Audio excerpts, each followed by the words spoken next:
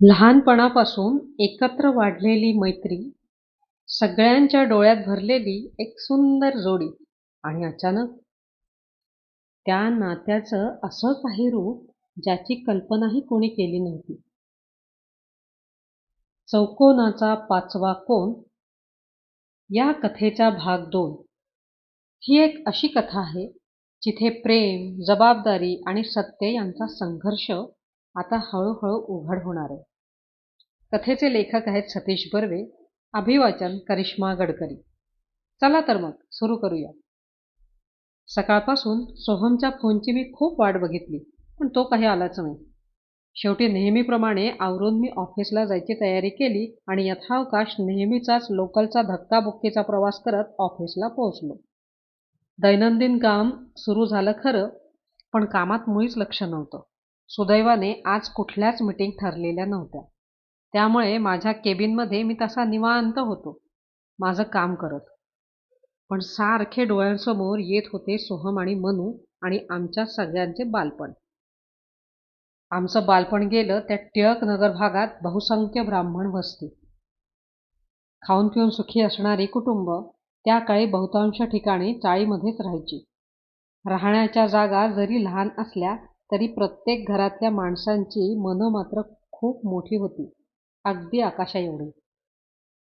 कुठल्याही घरात काही अडचण असली तरी चाळीतली इतर बिऱ्हाडं लगेच धावून जायची, जणू काही आपल्या घरचंच काम आहे असं समजून. चाळीतली लग्नकार्य असो किंवा काही इतर समारंभ असो, यजमानाला कधीच अडचण आली नाही कामाची, कारण मदतीला पुष्कळ हात उभे असायचे. आपल्या घरचेच कार्य आहे असं समजूनच प्रत्येकाने आजवर चाळ संस्कृती जोपासली होती, अंगीकारली होती आणि शेवटपर्यंत जपलीही होती. अशा चाळीत आम्ही लहानाचे मोठे झालो, मी, सोहम आणि आमची मनू. मी सोहमपेक्षा 3 वर्षांनी आणि मधुरापेक्षा 5 वर्षांनी मोठा होतो. मनूचं खरं नाव मधुरा होतं, पण तिच्या घरातल्या सगळ्यांबरोबर चाळीतली सगळी जण तिला मनू म्हणायला लागले, ती अगदी लहान असल्यापासूनच. मी मुद्दाम आमची हा शब्द वापरला, कारण ती खरंच सगळ्यांची लाडकी होती. वयोवृद्ध माणसं असोत किंवा आमच्या आईवडिलांच्या वयाची माणसं असोत, नाहीतर माझ्या वयाची मुलं असोत, मनू कायम सगळ्यांची लाडकी होती. अभ्यासात पहिला नंबर, खेळात पहिला नंबर, कामात पहिला नंबर. त्यामुळे काही कार्यक्रम असला तरी मनू कायम पुढे असायची आणि तो कार्यक्रम यशस्वीपणे पार पाडायची. मनू आणि सोहमची मैत्री लहानपणापासूनची. त्यांची वयं वाढली तशी ती दोघेही मोठी झाली, तरी त्यांची मैत्री मात्र अबाधित राहिली. त्या दोघांनी कितीही नाकारलं तरी आमच्या चाळीतील प्रत्येकाला सोहम आणि मनूची जोडी खूप आवडायची. त्या दोघांनी पुढे मोठे झाल्यावर एकत्र येऊन संसार करावा अशी स्वप्न कितीतरी आजी आजोबांनी बघितली असतील यात शंकाच नव्हती. लक्ष्मीनारायणाचा जोडा म्हणून सोहम आणि मनूकडे सगळेजण बघायचे. सोहम अभ्यासात हुशार तर होताच, पण खेळात देखील प्रवीण होता. पण मी बरं का माझं काम बरं, असा त्याचा स्वभाव होता. आपलं काम झालं की तो बाजूला जाऊन बसायचा, उगाचच इतरांच्या कामात लोडबोड करायचा नाही. मनूचं मात्र तसं नव्हतं. ती सगळ्यांना मदत करायला जायची, सगळ्यांमध्ये मिसळून जायची. तिचं काम हे तिचं राहायचं नाही, ते सगळ्यांचं व्हायचं. आपलं काम झालं की ती सगळ्यांना त्यांच्या कामात मदत करायची. त्यामुळे आमच्या चाळीतील प्रत्येक सार्वजनिक कार्यक्रमाच्या पूर्वसंध्येला तयारी चालू झाली की मनू फार उशिराने घरी जायची, सगळे काम चोखपणे आटपून. आमच्या तिघांचं शाळेतलं आयुष्य संपलं आणि आधी मी आणि नंतर सोहम आणि शेवटी मनू असे आम्ही तिघे वेगवेगळ्या कॉलेजात दाखल झालो आणि आमचं रोजचं भेटणं हळूहळू लांबणीवर पडायला लागलं. कारण प्रत्येकाच्या कॉलेजची लेक्चर्स वेगळी, जाण्याच्या वेळा वेगळ्या, ठिकाणं वेगळी, तरी देखील सुट्टीच्या दिवशी आमची भेट व्हायची. मनू मात्र खरंच बिझी झाली तिच्या कॉलेजमध्ये. तिने माझ्याप्रमाणेच आर्ट्सला ॲडमिशन घेतली होती. आमचे विषय मात्र वेगळे होते. पदवीधर झाल्यावर माझं पुढे पदव्युत्तर शिक्षण सुरू झालं, कारण मला प्रोफेसर व्हायचं होतं. मनूचं कॉलेज शहरातलं एक नामांकित कॉलेज होतं, जिथे अभ्यासाव्यतिरिक्त संगीत, नाटक आणि खेळ या गोष्टींना खूप उत्तेजन मिळायचे. कॉलेजतर्फे विविध एकांकिका आणि नाट्य स्पर्धेसाठी भाग घेतला जायचा आणि पहिल्याच वर्षी मनूची एका नाटकामध्ये निवड झाली. आम्हा सगळ्यांनाच खरंच आनंद झाला. पण तेच नाट्यवेड पुढे जाऊन एका अवघड वळणावर येऊन थांबेल असं आम्हाला कोणालाच वाटलं नव्हतं तेव्हा. सोहम देखील वाणिज्य कॉलेजमध्ये छानपैकी प्रगती करत होता. त्याला पुढे जाऊन सनदी लेखपाल म्हणजे चार्टर्ड अकाउंटंट या कोर्ससाठी प्रयत्न करायचे होते. त्या दृष्टीने त्याचा जिद्दीने अभ्यास सुरू होता. त्या कोर्सची एंट्रन्स परीक्षा सोहम खूप चांगल्या मार्काने पास झाला आणि एका अर्थाने त्याच्या आयुष्याला चांगली दिशा मिळाली. आमच्या तिघांचंही कॉलेज शिक्षण धूमधडाक्यात सुरू असतानाच मनूच्या घरातील एका बातमीने सगळ्यांचीच काळजी वाढवली होती. मनूच्या आईला कॅन्सर झाला होता. रोग पटकन लक्षात आला नाही आणि लक्षात आला तेव्हा रोगाने जवळजवळ दुसरी पातळी गाठली होती. मनूचे बाबा म्हणजे नाना या गोष्टींनी फार हादरून गेले होते. पोस्टातील त्यांची नोकरी आणि तुटपुंजा पगार यावर घर चालू असताना एवढ्या मोठा खर्चाचा डोंगर त्यांच्यावर कोसळला होता. पण आम्ही चाळीत राहत होतो त्यामुळे नानांना आधार द्यायला सगळेजण सरसावले. मनूच्या आईला चाळीतल्या बायकांनी धीर दिला आणि मनूला धीर द्यायचं काम अर्थात सोहमने केलं. सुरुवातीच्या चाचण्या करून डॉक्टरांनी नानांना खर्चाचा आकडा सांगितला आणि नानांनाच काय, आम्हा सगळ्यांनाच तो ऐकून धक्का बसला. सुरुवातीच्या चाचण्या, ऑपरेशन, त्यानंतर होणारी केमोथेरपी आणि रेडिएशन या सगळ्यांचा आकडा 7 ते 10 लाख कमीत कमी होणार होता. चाळ जरी मोठी असली तरी सगळी मध्यमवर्गीय कुटुंब होती. त्यातील बरेचसे कारकूनच होते. बायका घरातच राहायच्या आणि मुलं शिकायला जायची. त्यामुळे इतकी मोठी रक्कम उभी करणं हा खरं म्हणजे सगळ्यांच्या समोर यक्ष प्रश्न होता. आमच्यामध्ये त्यातल्या त्या सधन कुटुंब म्हणजे सोहमचे घर. सोहमच्या वडिलांची वकिली फार जोरात चालू होती. त्यामुळे त्यांच्या घरात पैसा अडका बऱ्यापैकी होता. वकिलीतून मिळणारा पैसा सोहमच्या बाबांनी मुंबईत उपनगरांमध्ये गृहनिर्माण वसाहतीत फ्लॅट्स घेऊन गुंतवलेला होता. सोहमचे वडील म्हणजे माणुसकीचा विशाल हिमालय होता आमच्या चाळीत. त्यांनी स्वतः पुढाकार घेऊन नानांना आधार दिला आणि आवश्यक ती सगळी रक्कम उभी करण्याची जबाबदारी स्वतःच्या शिरावर घेतली. इतकंच नव्हे तर महिनाभरात ऑपरेशनला लागणारी रक्कम त्यांनी उभी करून नानांच्या हातात सुपूर्द केली. त्यावेळी सोहमच्या बाबांनी नक्की काय केलं ते कोणालाच कळलं नाही. ते एवढंच म्हणाले नानांना की माझ्यावर विश्वास ठेवा. कायदेशीर मार्गाने मिळवलेला हा सगळा पैसा आहे. तुम्ही याबद्दल निश्चिंत राहा आणि तुमच्या पत्नीच्या ऑपरेशनची तयारी करा. बाकी लागेल ती मनुष्यबळाची मदत चाळीतली सगळी माणसं करतील. तुम्ही निश्चिंत मनाने पुढच्या तयारीला लागा. नानांनी आमच्या सगळ्यांच्या देखत सोहमच्या बाबांचे पाय पकडले आणि ते ओक्साबोक्षी रडायला लागले. आम्हाला सगळ्यांनाच गहिवरून आलं होतं तेव्हा. आणि खरंच माणुसकी म्हणजे काय आणि आपण एकमेकांना आधार देत कसं जगलं पाहिजे याचे उत्तम उदाहरण सोहमच्या बाबांनी आमच्या नवीन पिढीसमोर ठेवलं. नानांना उभं करून स्वतःच्या छातीशी घेताना ते एवढंच म्हणाले की नाना, पैसा आज आहे उद्या नाही, पण जीवाभावाची माणसं या चाळीत राहत आहेत आणि पिढ्यानपिढ्या माणुसकीचा न आटणारा झरा जो इथे तयार झाला आहे त्याला तोड नाहीये. आपण सगळ्यांनीच हा वसा यापुढेही न्यायला पाहिजे आणि पुढच्या पिढीत देखील तसाच्या तसा उतरला गेला पाहिजे. मी आहे, काही काळजी करू नका. ऑपरेशन नंतरच्या खर्चाची पण तरतूद मी तुमच्यासाठी नक्की करेन. मनूच्या आईच्या आजारपणाचा जवळपास 90% खर्च सोहमच्या बाबांनीच उभा केला आणि उरलेली रक्कम चाळीतल्या प्रत्येकाने आपल्याला जेवढी जमेल त्या हिशोबाने केली.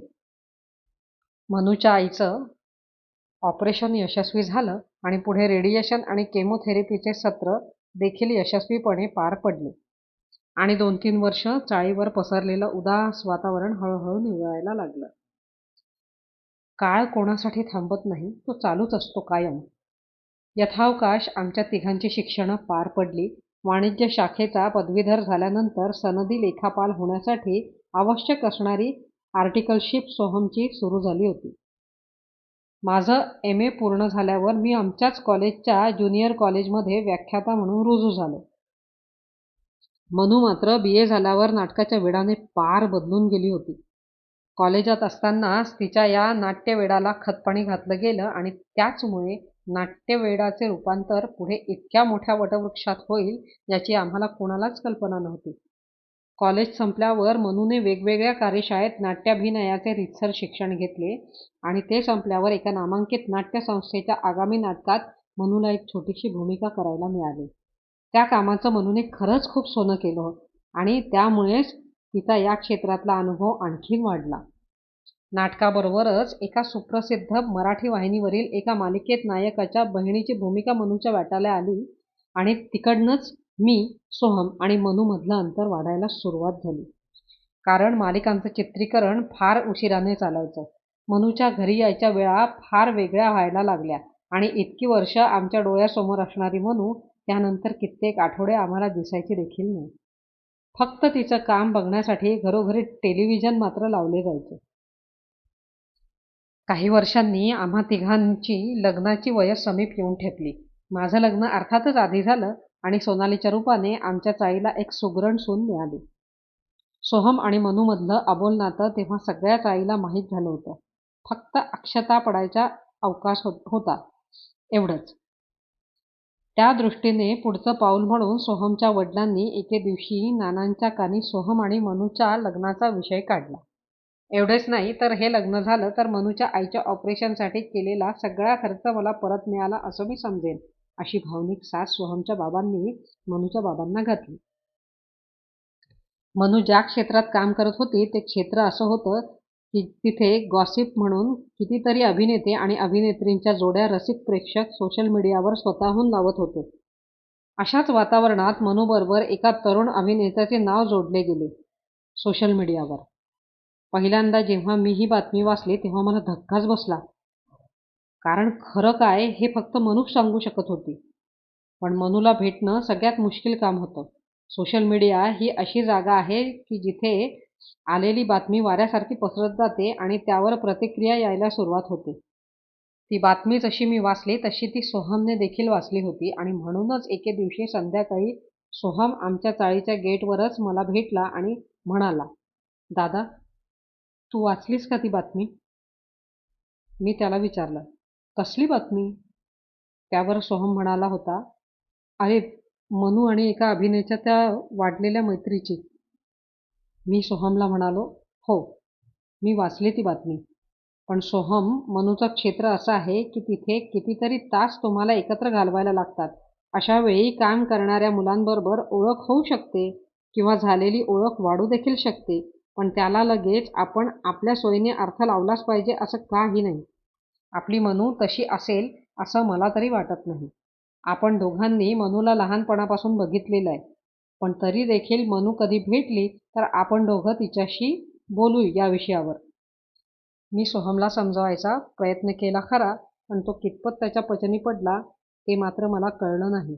कारण लगेचच माझ्या खुलाशावर सोहम मला म्हणाला, दादा, तुला माहिती आहे का, माझ्या बाबांनी मनूच्या बाबांच्या कानावर एक गोष्ट घातली आहे. ती म्हणजे त्यांची अशी इच्छा आहे की मनूचं आणि माझं लग्न व्हावं आणि ते जर झालं तर मनूच्या आईच्या आजारपणासाठी बाबांनी उभी केलेली सगळी रक्कम बाबा माफ करायला तयार होते. बाबांनी तसा शब्द दिलाय मनूच्या बाबांना. सोहमचं बोलणं ऐकून मला आनंद झाला आणि धक्काही बसला. आनंद एवढ्याच गोष्टीचा की या दोघांचं लग्न झालं तर खरंच खूप बरं होईल. पण धक्का एवढाच होता की जर मनू नाही म्हणाली तर काय? नानांच्या आणि मनूच्या आईच्या आनंदावर नक्कीच विरजण पडेल या शंका नव्हती. आणि सोहमच्या बाबांचं देणं आज ना उद्या द्यावे लागणारच, ही टांगती तलवार मनूच्या बाबांच्या डोक्यावर कायमची राहणार होती. आता सगळं होतं ते मनूच्याच हातात. माझं आणि सोहमचं बोलणं झाल्यानंतर लगेचच पुढच्या आठवड्यात मनू मला चाळीच्या दरवाजापाशी भेटली. पण माझ्याशी न बोलता ती लगेच निघाली. मला एवढंच म्हणाली की दादा, मी घाईत आहे जरा, नंतर बोलेन तुझ्याशी.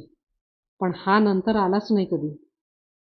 त्या आमच्या ओझरत्या भेटीनंतर देखील एक दोनदा मनू दिसली मला, पण मी तिला थांबवायचा प्रयत्न केला नाही आणि तिने देखील थांबून माझ्याशी बोलण्याची इच्छा दाखवली नाही. यावरून एकच गोष्ट माझ्या लक्षात आली, ती म्हणजे सोहमच्या बाबांनी मनूच्या बाबांजवळ ठेवलेला प्रस्ताव बहुतेक मनूच्या बाबांनी मनूजवळ बोलवून दाखवला होता आणि त्यामुळेच मनू कदाचित माझ्याशी बोलायला टाळाटाळ करत असावी असा मी अंदाज बांधला. पण याचं नक्की कारण काय होतं ते मात्र कळत नव्हतं मला. एक दिवस सगळं छानपैकी सुरू असताना मनूच्या आईचा आजार उलटल्याची बातमी कानांवर आली आणि पायाखालची जमीन हादरली. आता ह्यावेळी मात्र आजार जोमाने वाढला होता आणि जवळपास सगळ्या शरीरात त्याने त्याचे पाय पसरले होते. आजाराची लक्षणे लक्षात येऊन तातडीने वैद्यकीय उपचार सुरू करण्याच्या आधीच दुर्दैवाने मनूची आई कोमात गेली आणि अजून एक धक्का नानांना बसला. परत एकदा हॉस्पिटलची वारी सुरू झाली. पण यावेळी मात्र दैव नानांच्या बाजूने नव्हते आणि मनूची आई आम्हा सगळ्यांना सोडून अचानकपणे देवाघरी गेली आणि सगळी चाळ शोकाकुल अवस्थेत गेली. हे सगळं घडलं तेव्हा मनू मालिकेच्या चित्रीकरणासाठी मुंबईबाहेर गेली होती. तिला तातडीने फोनाफोनी झाली आणि तिची वाट बघत आम्ही सगळे थांबलो होतो. मनू आल्यानंतर पुढचे सगळे विधी झाले आणि मनूच्या आईवर अंत्यसंस्कार करण्यात आले. सोहमच्या बाबांनी मनूच्या बाबांजवळ ठेवलेला प्रस्ताव अजूनही अनुत्तरितच होता आणि त्यामागचं नेमकं कारण काहीच कळत नव्हतं. पण मनूची आई गेल्यानंतर मात्र नाना हट्टालाच पेटले आणि मनूकडून हो किंवा नाही यापैकी एका स्पष्ट उत्तराची अपेक्षा त्यांनी केली. तरी देखील बरेच दिवस मनूने नानांना स्पष्ट असं काहीच सांगितलं नव्हतं. तिच्या मनात नक्की काय चाललं होतं ते कोणालाच कळत नव्हतं. पण अखेर नानांनी ब्रह्मास्त्र बाहेर काढलं आणि ते पाहून मात्र मनूचा विरोध विरघळून गेला आणि ती सोहमबरोबर लग्न करायला तयार झाली. मनूची आई गेल्यानंतर साधारण 8 महिन्यांनी सोहम आणि मनूचं लग्न अगदी साध्या पद्धतीने झालं. सोहमच्या वडिलांनी मनूच्या बाबांजवळ जे सांगितलं होतं त्याचा त्या दिवशी परत एकदा पुनरुच्चार केला आणि नाना एका मोठ्या रकमेच्या परतफेडीमधनं कायमचे मुक्त झाले. लग्न जरी साधेपणाने झालं असलं तरी सोहम आणि मनूची वरात मात्र त्या रात्री खूप गाजली. आम्ही सर्व मित्रांनी भरपूर मजा केली. खूप नाचलो वरातीत आणि सोहमकडून अर्थातच बऱ्यापैकी पैसे उकळण्यात आम्ही यशस्वी झालो. यथावकाश पुढच्या 2-3 दिवसात सोहमकडची पूजा झाली आणि नंतर सोहम आणि मनू हनीमूनसाठी काश्मीरला रवाना झाले. सोहम आणि मनू हनीमून आटपून परत आले आणि त्यांचं रोजचं रुटीन सुरू झालं. खरं तर मी सोहमला भेटायला पाहिजे होतं, पण माझे कामाचे व्याप एवढे वाढले होते की सोहम आल्यानंतर जवळपास 2 आठवड्याने मी त्याला निवांतपणे भेटू शकलो. त्याच्या आधी 1-2दा सोहम मला जरूर दिसला होता, पण नुसता हाय हॅलो करण्यापलीकडे आमचा संवाद झाला नाही.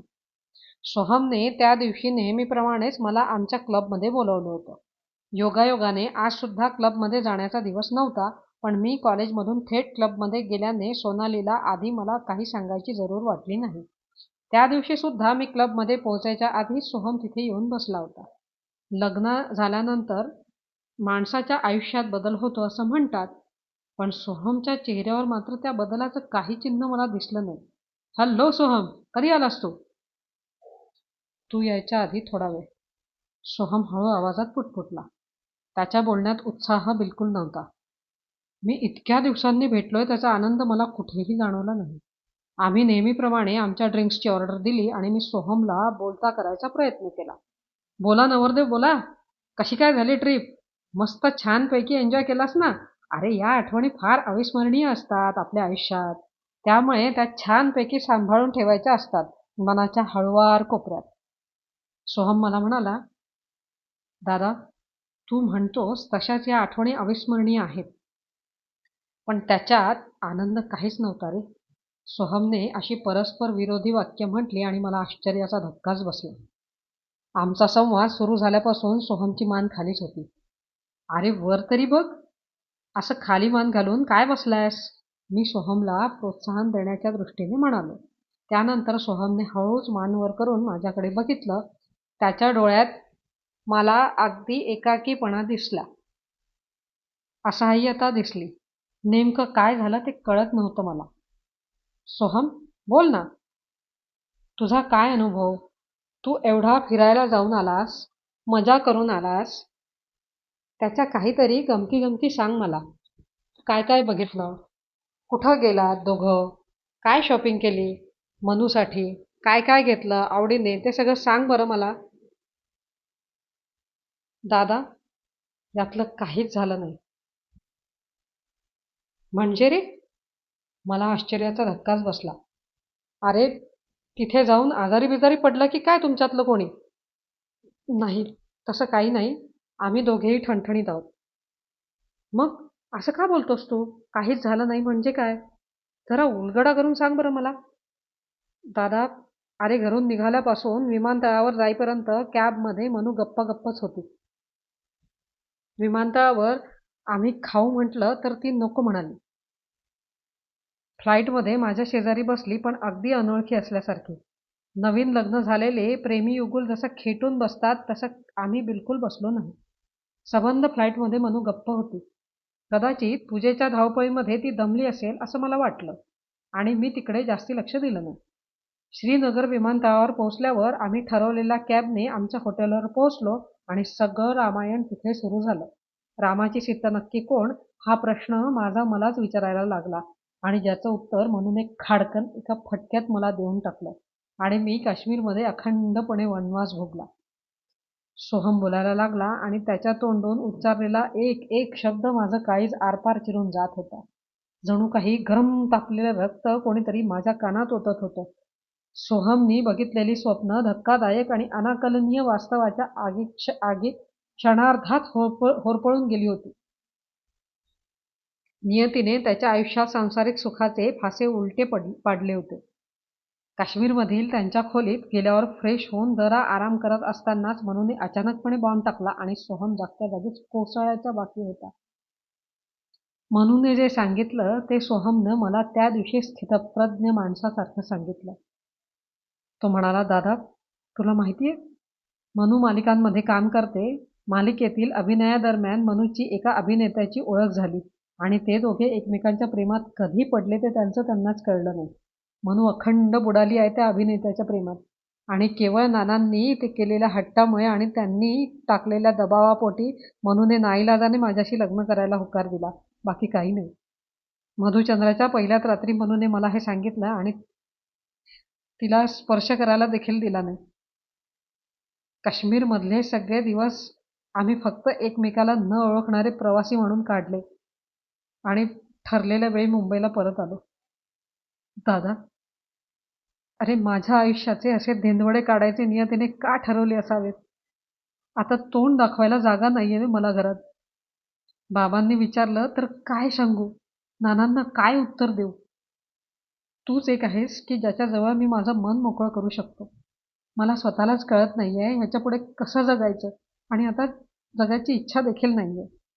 भविष्यात काही झालं तर किमान तुला तरी माहिती असावं म्हणून तुझ्याजवळ मी माझं मन मोकळं केलं. रोज ऑफिसला जाणं म्हणजे माझ्यासाठी काळ्या पाण्याची शिक्षा आहे रे. माझे तिथले सहकारी मला रोज प्रश्न विचारून भंडावून सोडतात. माझी चेष्टा मस्करी करतात. अजूनपर्यंत तरी या सगळ्या गोष्टींना मी कसं बसं तोंड दिलंय. पण घरी आल्यावर मात्र आमच्या दोघातला परकेपणा कायम आहे. आम्ही बेडरूममध्ये झोपतो पण एकमेकांमध्ये अंतर ठेवून. कधी लहर आली तर मनू खाली सुद्धा गादी टाकून झोपते. नक्की काय चाललंय माझ्या आयुष्यात सध्या आणि आणखी काय होणार आहे भविष्यात याबाबत मी पूर्ण अनभिज्ञ आहे. दादा, मी कोसळण्याचा बाकी आहे एवढंच. कसं बसं जीवन जगतोय. बाकी काहीच नाही. तूच मला यातून सावरू शकशील. काश्मीरवरून आल्या आल्या लगेचच मनूचं शूटिंग सुरू झालं. तिच्या जाण्याच्या वेळा नक्की नसतात. आता तिच्या येण्याची वाट मी बघत नाही. जेवण उरकून माझा मी झोपून जातो. रात्री अपरात्री कधीतरी ती येते आणि झोपी जाते. कधी कधी मी सकाळी उठायच्या आतच ती आवरून निघूनही गेलेली असते. तिचं आयुष्य सुखाने जगते ती आणि मी मात्र माझ्याच घरात जन्मठेपेची शिक्षा भोगतोय. दादा, हे सगळं भयंकर आहे. अजूनपर्यंत तरी मी हे सगळं सहन करू शकलोय. पण हे असंच अजून किती दिवस चालेल मला माहीत नाही. न जाणू ह्यातच माझा शेवट व्हायचा आहे की काय? सोहम बोलायचा थांबला आणि क्लबच्या वरच्या भिंतीकडे टक लावून बघू लागला. मला देखील जोरदार धक्का बसला होता सोहमचं सगळं बोलणं ऐकून. अरे 2 आठवड्यांपूर्वी दोघांच्या आयुष्यात आलेले हे आनंदाचे आणि सुखाचे क्षण इतक्या लवकर संपतील याची कल्पना सुद्धा कोणी केली नसेल आमच्या चाळीतल्या रहिवाशांनी. का वागली असेल असं म्हणू? असं वागून तिला काय मिळालं? इतकं सगळं होतं तर तेव्हाच नानांच्या दबावाला बळी न पडता तिने नानांना सगळं समजावून का नाही सांगितलं? का ती लग्नाला हो म्हणाली आणि सोहमच्या प्रेमाचा, सोहमच्या विश्वासाचा आणि त्याच्या आजवरच्या मैत्रीचा असा बळी घेताना मनूला काहीच कसं वाटलं नाही? इतकी कशी निष्ठुर झाली मनू? आपण कुठलं पाऊल उचलत असून ह्या गोष्टीचा दोन्ही घरात काय परिणाम होईल याचा सारासार विचार देखील मनूच्या मनात का आला नाही? असे विविध प्रश्न माझ्या अवतीभोवती घोंघावत होते. मनूशी ह्याबाबत लवकरात लवकर बोलणं आवश्यक वाटलं मला. पण ती भेटणार तरी कधी हा प्रश्न होता. सोहम म्हणतो तसं ती कधी येते आणि ती कधी जाते हे त्यालाही कळत नाही. काही असो, परमेश्वर माझ्या वाट बघण्याची परीक्षा घेत आहे असं मी समजतो आणि त्यामुळेच काही करून लवकरात लवकर मनूला भेटण्याच्या इराद्याने मी पेटून निघालो होतो. पुढच्याच आठवड्यात एक दिवस रात्री उशिराने मी चाळीत शिरत असताना माझ्या मागोमाग परत एकदा आमचं मुख्य गेट वाजलं. कोणीतरी कॅबमधून उतरत होतं. ती व्यक्ती जवळ आल्यावर मात्र माझा अंदाज खरा ठरला. ती मनूच होती. इतक्या उशिराने मी समोर येईन असा तिने स्वप्नात देखील विचार केला नसेल. अगदी जवळ आल्यानंतर अंगणातल्या दिव्याच्या उजेडात मनूने मला बघितलं आणि ती झपाकली. दादा, खूप उशीर झालाय, मला जाऊ दे झोपायला, असं मनू म्हणाली.